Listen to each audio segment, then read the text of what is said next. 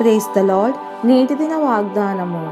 అతడు సుఖమనున్నది నేనెరుగక ఎవరి నిమిత్తము కష్టపడుచున్నానని అనుకొనడు. ప్రసంగి 4:8. 3 పేటల త్రాడు త్వరగా తెగిపోదు గదా అని ప్రసంగి చెబుతున్నాడు. అయితే అది త్వరగా అల్లేది కాదు. నిజమైన స్నేహితులను అద్దెకు తీసుకోలేం కాబట్టి వారిని ఏర్పరచుకోవడానికి అవసరమైన సమయాన్ని వెచ్చిద్దాం. దేవుడు మన 3వ పేటగా మనలను గట్టిగా కలుపుతాడు.